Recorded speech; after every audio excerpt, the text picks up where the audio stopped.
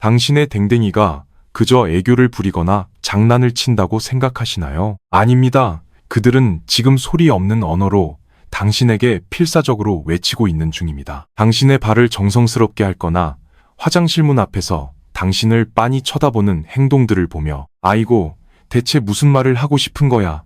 라며 답답해 하신 적이 있으실 겁니다. 매일 눈앞에서 벌어지는 이런 기묘하고 알 수 없는 행동들은 결코 무의미한 반사신경이 아닙니다. 그것은 말을 할 수 없는 우리 아이들이 당신을 향한 사랑과 굳건한 신뢰, 그리고 깊은 감정적 필요를 전하기 위해 끊임없이 보내는 간절한 신호입니다. 우리는 종종 바쁜 일상 속에서 이 작고 소중한 메시지들을 무심코 지나치곤 합니다. 하지만 이 영상을 끝까지 시청하신다면 당신은 매일 밤 혼자 외로웠을 아이의 마음을 완벽하게 이해하게 될 것입니다.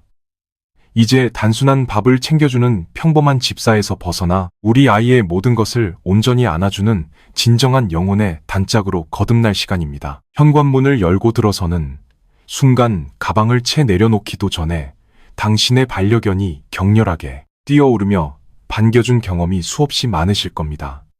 특히 덩치가 큰 아이들이라면 이런 행동이 조금 버겁게 느껴질 수도 있지만 이 행동 뒤에 숨겨진 메시지는 그 무엇보다 따뜻합니다.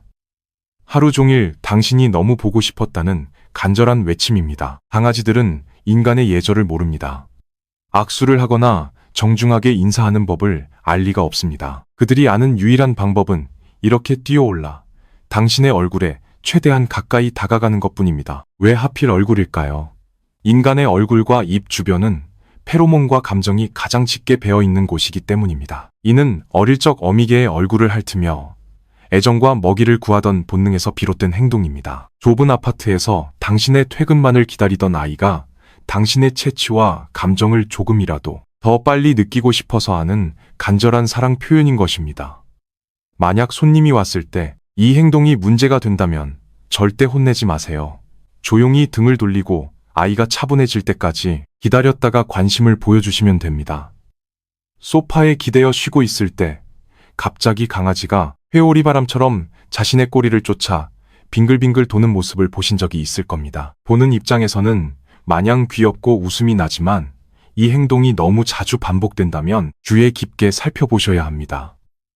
어린 강아지들에게 꼬리 쫓기는 단순히 재미있는 놀이일 수 있습니다. 하지만 성견의 경우, 특히 신체적, 정신적 자극이 부족한 상태라면 이는 지루함이나 스트레스 나아가 깊은 불안감의 신호일 수 있습니다.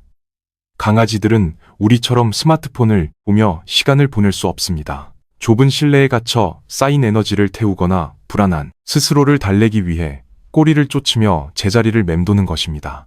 아이를 데리고 밖으로 더 자주 나가주세요. 두뇌를 자극하는 장난감을 제공해주면 그 바쁜 꼬리도 마침내 편안한 휴식을 취할 수 있을 것입니다. 갑자기 집안을 미친 듯이 뛰어다니는 이른바 우다다 타임을 목격하신 적이 있으신가요? 갑작스러운 오류가 아닙니다. 이것은 프랩이라는 과학적인 명칭을 가진 실제 현상입니다. 목욕이나 동물병원 방문 후 혹은 좁은 집안에 하루 종일 갇혀 있다가 억눌렸던 에너지가 폭발하는 것입니다. 늦은 밤 야근을 마치고 돌아왔을 때 우다다를 하는 아이를 보면 층간소음 걱정에 무심코 화를 내기 쉽습니다. 하지만 하루 종일 빈집에서 당신의 발소리만 기다렸을 아이의 짙은 외로움을 생각한다면 그 벅찬 반가움을 차마 꾸짖을 수 없을 것입니다.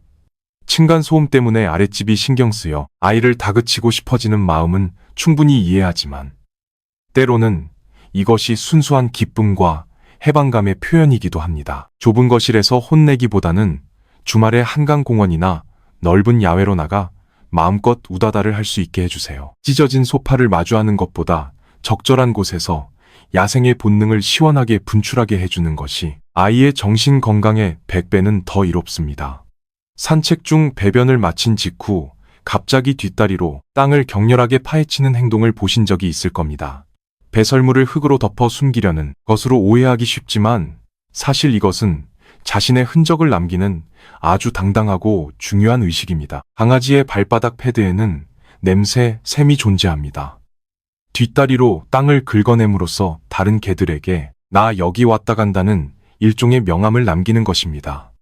눈으로 보이는 극힌 자국과 고유의 냄새를 통해 자신의 존재감을 세상에 알리는 자연스러운 의사소통 방식이니 굳이 제지하실 필요는 없습니다. 당신의 맨발을 핥는 그 축축하고 차가운 감촉이 때로는 조금 당황스럽고 불쾌하게 느껴지실 수도 있습니다. 하지만 강아지의 세계에서 당신의 발은 엄청난 정보가 담긴 한 권의 일기장과 같습니다. 강아지의 코 안쪽에는 야콥슨 기관이라는 아주 특별한 감각 기관이 있습니다. 당신의 발에서 나는 미세한 땀과 호르몬 그리고 페로몬을 통해 오늘 하루 우리 집사가 대체 어디를 다녀왔, 어떤 사람들을 만났는지 그 모든 일과를 세심하게 읽어내고 있는 중입니다. 발을 핥는 행동은 단순히 사랑을 표현하고 교감을 나누는 것을 넘어 늦게 귀가한 당신에게 오늘 하루 별일 없었느냐고 묻는 가장 다정한 안부 인사입니다. 그리고 많은 보호자들을 경악하게 만드는 또 다른 행동, 바로 변을 먹는 식분증이 있습니다. 눈앞에서 벌어지는 상황이 정말 끔찍하고 더럽게 느껴지겠지만 사실 이것은 야생의 척박한 생존 본능과 깊은 관련이 있습니다. 어미개는 포식자로부터 연약한 새끼들을 보호하기 위해 보금자리를 청결하게 유지하려고 새끼의 배설물을 먹어치우곤 합니다. 성견이 된 우리 아이가 갑자기 이런 행동을 보인다면 그것은 결코 지저분해서가 아닙니다. 좁은 집안에서 느끼는 극도의 스트레스나 자극 부족으로 인한 불안감을 견디다 못해 어릴 적 본능으로 도피한 슬픈 징후일 수 있습니다. 이럴 때 크게 놀라며 소리를 지르기보다는 우리 아이가 혼자 남겨진 시간 동안 너무 두렵고 외로웠던 것은 아닌지 그 짠한 마음의 상처를 먼저 헤아려 주셔야 합니다. 화창한 날 산책을 하다가 잔디밭이나 심지어 죽은 동물의 사체 같은 지저분한 곳에 몸을 마구 비비며 뒹구는 모습도 마찬가지입니다. 야생에서 사냥감에게 몰래 다가가기 위해 자신의 채취를 다른 냄새로 숨기려던 늑대 시절의 본능이 고스란히 남아있는 것입니다. 흑투성이가 된 아이를 보며 당장 목욕시킬 생각에 깊은 한숨이 나오겠지만 그 순간 아이는 세상에서 가장 자유롭고 행복하게 자신의 야생성을 즐기고 있는 중입니다. 당신의 낡은 양말이나 슬리퍼를 소파 밑이나 세탁 바구니 구석에 몰래 숨겨놓는 행동 역시 단순한 장난꾸러기의 짓궂은 행동이 아닙니다. 야생 시절 소중한 사냥감이나 식량을 빼앗기지 않으려고 안전한 곳에 숨겨두던 생존 본능의 흔적입니다. 수많은 물건 중에서도 하필 당신의 채취가 가장 진하게 벤 양말을 애지중지 숨긴다는 것은 당신이 곁에 없을 때도 당신의 냄새를 곁에 두고 안심하고 싶다는 아이의 애틋한 마음입니다. 강아지가 배를 훤히 드러내고 대자로 뻗어자는 모습은 그저 귀여운 잠버릇이 아닙니다. 야생의 세계에서 배와 목은 가장 치명적이고 약한 부위입니다. 이 부위를 무방비하게 노출한다는 것은 이곳이 완벽하게 안전하며 당신을 온전히 믿고 있다는 가장 위대한 신뢰의 선언입니다. 따스한 햇살 아래서 일광욕을 즐기는 것도 마찬가지입니다. 체온을 조절하고 혈액순환을 돕는 건강한 본능이기도 하지만 현재의 삶이 완벽하게 평화롭고 안락하다는 것을 온몸으로 만끽하고 있다는 아름다운 증거입니다. 화장실에서 보리를 보고 있을 때 문틈 사이로 작고 귀여운 상사님의 매서운 눈빛이 느껴진 적 있으신가요? 절대 두려워하거나 당황하지 마세요. 우리 상사님은 당신이 가장 연약해진 그 순간에 당신의 안전을 지키기 위해 아주 성실하게 보초를 서고 있는 중이니까요. 야생 무리에서 배변 시간은 적에게 공격당하기 가장 쉬운 무방비 상태입니다. 아이가 화장실 문 앞에서 당신을 빤히 쳐다보는 것은 이 치명적인 위험으로부터 내가 널 지켜줄게 라는 든든한 보호와 의리의 메시지입니다. 밤이 되면 당신의 품이나 등 뒤로 파고들어 몸을 꾹 밀착하고 새근새근 잠드는 모습도 있습니다. 침대가 좁아서가 아니라 당신이 세상에서 가장 안전하고 따뜻한 유일한 피난처이기 때문입니다. 어릴 적 어미와 형제들의 체온을 느끼며 자던 그 깊은 평온함을 이제는 당신의 숨결에서 찾고 있는 것입니다. 가끔 당신에게 등짝을 보이며 무심하게 앉아있는 아이를 볼 때가 있습니다. 나를 무시하거나 삐진 것이 절대 아닙니다. 동물의 세계에서 누군가에게 등을 보인다는 것은 자신의 목숨을 상대에게 온전히 내어맡긴다는 뜻입니다. 아이는 당신이 등 뒤에서 자신을 완벽하게 지켜줄 거라 굳게 믿고 있습니다. 그리고 동시에 앞서 다가올 위험을 날카롭게 살피며 기꺼이 당신을 위한 든든한 방패가 되어주고 있는 것입니다. 거울 속 자신의 모습이나 텔레비전 화면을 향해 맹렬하게 지저대는 기묘한 행동도 있습니다. 반사된 이미지나 영상 속 움직임을 아직 진짜가 아니라고 이해하지 못하는 아이들이 주로 보이는 행동입니다. 미지의 낯선 위협으로부터 자신의 영역과 가장 사랑하는 보호자인 당신을 지켜내려는 아주 용감하고 자연스러운 본능입니다.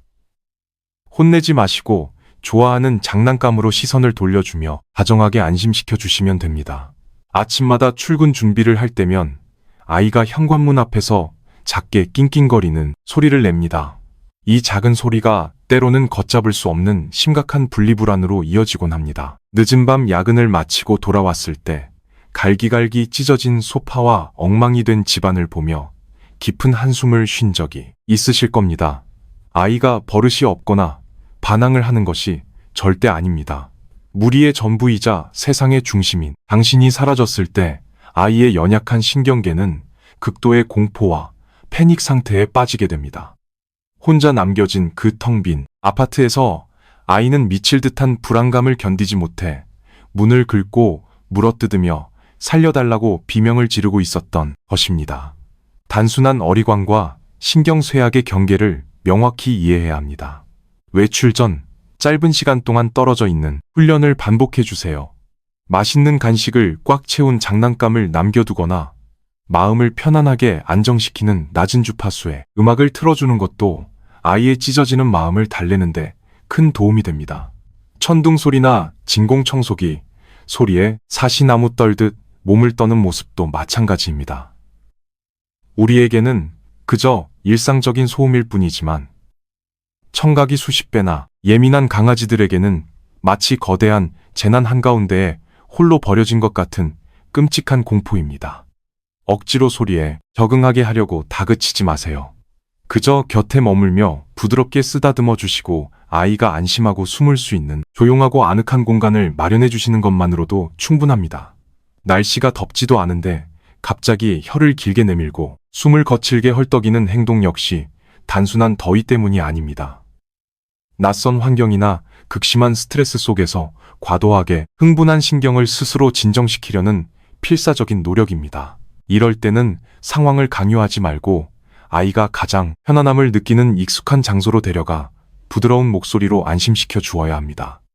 만약 아이가 머리를 계속해서 세차게 흔든다면 이것은 질병이 보내는 조용한 구조 신호일 수 있습니다. 귀 안에 이물질이 들어갔거나 심각한 염증이 생겨서 참을 수 없는 고통과 가려움을 스스로 해결해 보려는 안쓰러운 몸부림입니다. 겉으로는 잘 보이지 않는 귀, 깊은 곳의 아픔일 수 있으니 이 행동이 우리의 삶에는 수많은 친구와 복잡한 일, 그리고 밖에서 즐기는 화려한 시간들이 존재합니다. 하지만 우리 아이들에게 세상의 전부는 오직 당신 단 한 사람뿐입니다.